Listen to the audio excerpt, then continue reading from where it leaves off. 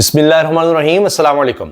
یہ وقت تو آنا ہی تھا، اب حکمرانوں کو کہیں بھی جانا ہو تو کرفیو لگانا پڑتا ہے۔ پہلے تو یہ ہوتا تھا روٹ لگتا تھا، سڑکیں بند کر دی جاتی تھیں، لیکن اب کسی تقریب میں جانا ہے تو وہاں بھی کرفیو لگا دیا جائے، کیونکہ احتجاج کا خطرہ ہے، لوگوں میں نفرت بڑھتی چلی جا رہی ہے۔ میں نے خود دیکھا کہ مریم نواز صاحبہ کے پوسٹرز لگے ہوئے ہیں تو اس میں سے وہ حصہ جہاں مریم نواز کی تصویر ہے اس کو پھاڑ دیا جاتا ہے۔ یہاں لوگوں میں غم و غصہ اتنا بڑھتا جا رہا ہے کہ اب یہ لوگ کرفیو کے بغیر نکل ہی نہیں سکتے۔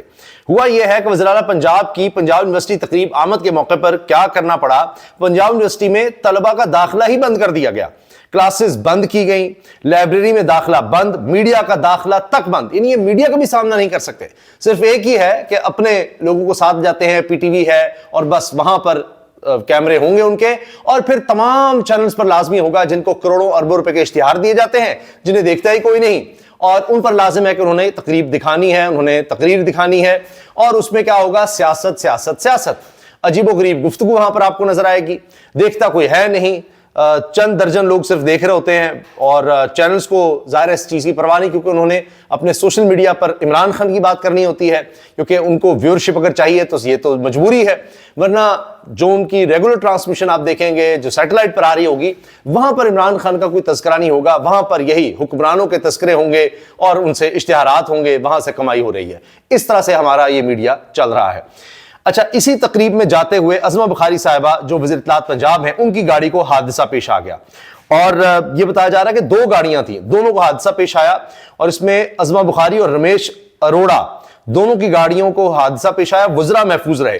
اب یہ کہا جا رہا ہے کہ رکشے سے اس میں ٹکر ہوئی ہے، اور اس تصویر میں وہ رکشہ آپ کو نظر بھی آ رہا ہوگا یہاں پر، اور پیچھے وہ دیکھیے، یہ اس لیے تو وزیر بنا جاتا ہے، یہ جھنڈے والی گاڑی۔ ظاہر ہے ایکسیڈنٹ ہوا ہے، خرچہ سرکار ہی اٹھائے گی، یعنی آپ کے ٹیکس کے پیسوں سے ہی یہ ریپیئر ہوگا، اور اس کے علاوہ یہ بھی ہوتا ہے کہ نئی گاڑی مل جائے گی، کوئی مسئلہ نہیں، کروڑوں روپے کی گاڑیاں ایسی تو نہیں دی جاتی، پھر نئی آ جائیں گے، کوئی مسئلہ نہیں ہے۔ تو بہرحال یہ عظمہ صاحبہ جا رہی تھیں، اور پھر کہا گیا کہ کسی اور گاڑی میں یہ بیٹھ کر، یعنی ایک اور گاڑی منگوائی گئی، اس میں بیٹھ کر پھر یہ کرفیو زدہ پنجاب یونیورسٹی پہنچی، اور وہاں پر جا کر پھر انہوں نے تقریب کو اٹینڈ کیا۔ ظاہر مریم نواز صاحبہ جہاں ہوں گی وہاں پھر پہنچنا تو لازمی ہوتا ہے تمام وزراء اور ان لوگوں کے لیے، باقی تو کوئی کام ہے نہیں، عوام کے لیے کچھ نہیں کرنا، بس یہ ہے کہ شریف خاندان ہے اور اسی کا یہاں پر کام ہے، بس یہی کام رہ گیا اور تو کوئی کام ہے نہیں۔ اچھا، یہ بھی بتایا جا رہا ہے کہ اس میں ڈرائیور زخمی ہوا ہے جی، اور دو گاڑیاں تھیں، دونوں کو حادثہ پیش آیا ہے، اور اس میں گاڑیوں کو نقصان ہوا، اور ڈرائیور بتایا جا رہا ہے زخمی ہوا ہے، رکشے والے کا کچھ نہیں بتایا جا رہا، وہ رپورٹ نہیں ہو رہا، اللہ کرے وہ محفوظ ہو۔ پتہ نہیں اب اس کی کتنی شامت آئے گی کہ اس نے یہ سرکاری گاڑیوں کے ساتھ ٹکر کس طرح سے کر دی، حالانکہ مجھے جہاں تک نظر آ رہا ہے آگے جو ہے رکشے والا تھا تو پیچھے سے ٹکر لگی ہے، بہرحال تو کافی نقصان لگتا ہے کہ گاڑی کو ہوا ہے، اور یہ فٹ پاتھ پر گاڑی چڑھ گئی ہے، تو سرکاری گاڑی ہے تو کوئی ذاتی نقصان ان کو کچھ نہیں ہوا۔ بلاول بھٹو زرداری مولانا فضل الرحمان سے شام 6 بجے ملاقات کریں گے۔ اب یہ ایک نئی کھچڑی پک رہی ہے، فضل الرحمان صاحب نے دیکھ لیا ہے کہ حکومت کمزور ہے اور یہ وقت ہے کہ مزید اپنی باتیں منوانے کا، تو فضل الرحمان صاحب بھی میدان میں آ گئے ہیں، اور ادھر سے جو بلاول بھٹو صاحب ہیں ان کے لیے بھی موقع مل گیا ہے، اور جس طرح انہوں نے 26ویں آئینی ترمیم کروائی تھی اس میں مولانا صاحب کے ساتھ زیادہ ملاقاتیں بلاول کی ہوئی تھیں، دونوں نے مل کر جو کام کیا ہے اس ملک کے ساتھ۔ اب اس کے بعد نظر یہ آ رہا ہے کہ شاید شہباز شریف صاحب کی چھٹی ہوتی ہے تو متبادل کے طور پر بلاول صاحب آگے آئیں گے، اور دونوں مل کر، یعنی مولانا صاحب سے کہہ رہے ہیں آئیں ہمارا ساتھ دیں، اسی طرح سے کوئی طریقے انصاف کے لوگ ساتھ مل جائے، میں یقین دہانی کروا دوں گا کہ میں آپ کے مسائل حل کر دوں گا، میں عمران خان کو رہا بھی کروا دوں گا، آپ میری طرف آ جائیں۔ یہ ابھی آغاز ہے اس کھچڑی کا، میں آپ کو بتا رہا ہوں۔ بہرحال فضل الرحمان صاحب کافی غصے میں نظر آتے ہیں، کہتے ہیں قسم خدا کی اپنی حکومت بچا لو مجھ سے۔ پی ٹی آئی احتجاج کے بعد مولانا نے خطرناک اعلان کر دیا ہے، اور یہ نیو نیوز رپورٹ کر رہا ہے جی حکومت کے خلاف طبلِ جنگ بجا دیا ہے مولانا فضل الرحمان صاحب نے، اور انہوں نے ڈیڈ لائن بھی دے دی ہے، مولانا فضل الرحمان نے بھی حکومت کو ڈیڈ لائن دے دی ہے، اور ان کے اپنے مطالبات سامنے آ گئے ہیں، اور وہ ہیں مدارس کے حوالے سے بل پر۔ اس میں یہ کہہ رہے ہیں کہ جی ہمارا جو بل ہے اس پر دستخط نہیں کر رہے، اپنے بل جو ہے انہوں نے پاس کر لی ہیں، تو فضل الرحمان صاحب نے بھی ظاہر ہے کوئی ڈیل کی ہوگی، کچھ لوگ کچھ دو کی پالیسی تھی، لیکن خود ان کو وہ کچھ نہیں مل سکا، اس لیے اب وہ غصے میں ہیں۔ اب دیکھتے ہیں کہ بلاول سے ملاقات کے بعد کیا آتا ہے، چیزیں سامنے آ جائیں گی۔ اب مدارس بل پر دستخط نہ کیے تو اسلام آباد کا رخ کریں گے، مولانا نے وارننگ دے دی ہے. کہا ہے جی کہ یہ جو فضل الرحمان صاحب نے جو ملاقات کی اس کے بعد ان کی سٹیٹمنٹ آئی، حکومت نے 7 دسمبر تک مدارس بل پر دستخط نہ کیے تو 8 دسمبر کو پشاور میں ہونے والی ریلی میں اہم اعلان کروں گا. 8 دسمبر کو اپنے اگلے لاہے عمل کا اعلان کیا جائے گا. حکومت پارلیمنٹ سے منظور کردہ ہمارے بل پر دستخط نہیں کر رہی، حکومت نے اپنی مرضی کی قانون سازی کر لی. حکومت بتائے اس نے ابھی تک مدارس بل کے پاس کردہ قانون پر دستخط کیوں نہیں کیے. حکمرانوں نے مدارس بل پر دستخط نہ کیے تو اسلام آباد کا رخ کریں گے. لیں جی، اسلام آباد پر یلغار ہونے والی ہے اب فضل الرحمان صاحب کی طرف سے. تو ویسے تو حکومت ہمیشہ خوش کر دیتی ہے مولانا صاحب کو، لیکن اس دفعہ دیکھتے ہیں کیا ہوتا ہے. جماعت اسلامی بھی میدان میں آ گئی ہے. سینیٹر مشتاق احمد صاحب جماعت اسلامی کے سینیٹر کئی دفعہ گرفتار ہو گئے ہیں فلسطین کے حق میں مظاہرہ کرنے پر. عمران خان اور تحریک انصاف کے ساتھ بدترین ظلم ہو رہا ہے. ان کی پارٹی سے نشان چھینا گیا، انہوں نے 2/3 اکثریت حاصل کی، وہ چھین لی گئی. مخصوص نشستیں چھین لی گئیں، ان سے حق احتجاج چھینا گیا، اور اب پی ٹی آئی کے کارکنان سے حق زندگی بھی چھینا جا رہا ہے. اوف. اب اس پر جماعت اسلامی کی طرف سے اعلان کیا گیا ہے کہ عامر بلوچ کا تحریک انصاف کے بے گناہ گرفتار افراد کی مدد کا اعلان. جماعت اسلامی نے پبلک اینڈ کمیٹی کے ذریعے گرفتار افراد کی قانونی معاونت کا فیصلہ کر لیا. اسلام آباد سے مختلف تھانوں میں بے گناہ افراد، خاص کر ریڑھی بانوں مزدوروں کو خیبر پختونخوا سے تعلق کی بنا پر گرفتار کیا جا رہا ہے. ایسے تمام افراد کے خاندان کسی بھی قانونی مدد کے لیے جماعت اسلامی کی پبلک ایڈ کمیٹی سے رابطہ کر سکتے ہیں. عامر نواز انہوں نے اپنا نمبر بھی دیا ہوا ہے، دانیال عبداللہ یہ ان کے نمبرز لکھے ہوئے ہیں، اور وہ کہہ رہے جی ہم سے آپ رابطہ کریں.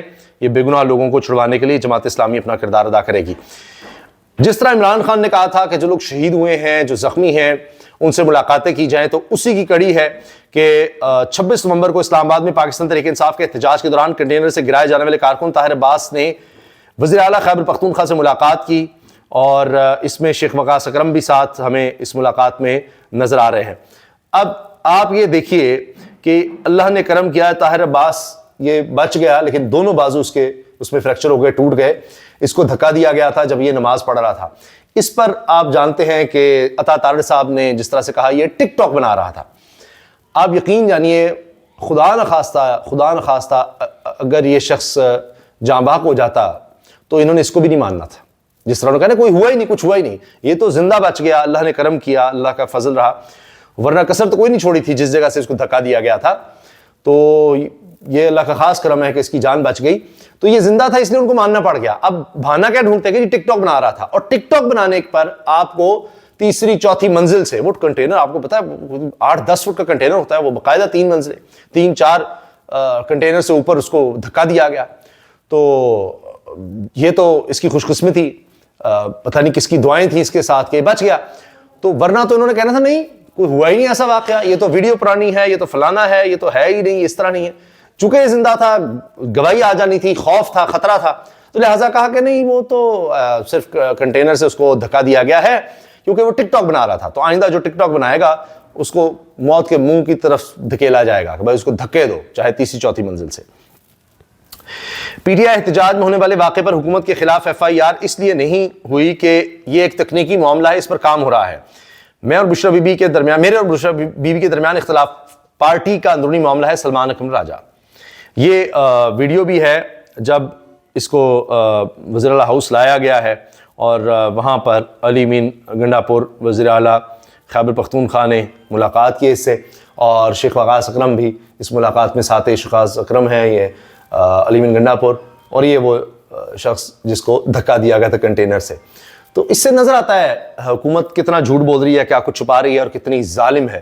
اور اس پر میں نے آپ سے عرض کیا نا کہ ماڈل ٹاؤن تو انہوں نے کر دیا. زاہد گشکوری صاحب کے الفاظ ہیں ماڈل ٹاؤن یہ کر چکے، یہ لیاقت باغ کرنے والے تھے. تو اس وقت علی امین گنڈا پور کو خبر مل گئی اور انہوں نے وہاں سے بشرا بی بی کی جان بچائی، ورنہ وہ بے نظیر والا معاملہ ہونے والا تھا. اسلام آباد میں پشتونوں کو پکڑنے کا سلسلہ ابھی تک رکا نہیں ہے. اسلام آباد کے تھانوں اور اڈیالہ جیل میں جگہ نہ ہونے کی وجہ سے گرفتار پشتونوں کو اٹک جیل اور جہلم جیل بھیجا جا رہا ہے. میں شفاعت خان رپورٹ کر رہی ہیں. آپ اندازہ لگائیے کہ یہ سلسلہ ہی نہیں رکا. ان پشتونوں کو گرفتار کر کر کے اتنی بڑی تعداد میں رکھ لیا گیا ہے تحویل میں کہ جگہ ہی نہیں بچی. اب دوسری جیلوں میں ان کو بھیجا جا رہا ہے. اور اسلام آباد پولیس جو ہے، ایسی پولیس آپ کو کہیں نہیں ملے گی. پشتون ہمارے بھائی اور ہمیں عزیز ہیں. غیور اور بہادر پشتون اس وطن عزیز کے محافظ ہیں اور پاکستانی قوم کا فخر ہے. حالیہ امن عامہ کی صورتحال کے دوران کسی بھی پرامن پشتون کو ہرگز ریاست میں نہیں لیا گیا. وہ جو ریڈی بان جن کو عدالت نے رہا کیا ہے وہ تو دہشت گرد تھے, وہ تو بہت بڑے دہشت گرد تھے. اور ابھی جو میں نے آپ کو بتایا کہ 25,000 اپنی بیمار ماں کو جو دینے جا رہا تھا وہ بہت بڑا دہشت گرد تھا, اس کو بھی پکڑ لیا. کوئی ریڈی والا اس کو بھی پکڑ لیا. وہ یہ پرامن تھوڑی ہیں, وہ صحیح کہہ رہے ہیں اسلام آباد والے, پرامن نہیں ہیں جو روزانہ روزی روٹی کما رہے ہیں, ریڈی بان ہیں, مزدوری کر رہے ہیں. یہ پرامن تھوڑی ہیں. ان کا تعلق شریف خاندان سے نہیں ہے, زرداری خاندان سے نہیں ہے. یہ کہاں کے پرامن ہیں؟ ان کو تو جینے کا حق نہیں ہے. تو کوئی پرامن شخص جو ہے انہوں نے واقعی نہیں گرفتار کیا. یہ ایسی بات کی جا رہی ہے. یہ ہے جناب موقف اسلام آباد پولیس کا جو میں نے آپ کے سامنے رکھ دیا ہے. اللہ تعالیٰ ہمارے ملک پر رحم کرے. یہ جو آگ بھڑکائی جا رہی ہے اللہ تعالیٰ رحم کرے, لیکن یہ بڑی خطرناک صورتحال ہے اور حکومت آگ سے کھیل رہی ہے کیونکہ ان کے پاس ووٹ بینک نہیں ہے. سمجھتے ہیں اس طرح کی آگ لگا کر شاید یہ ووٹ حاصل کر سکیں, جو اب نہیں ہونے والا. اللہ حافظ.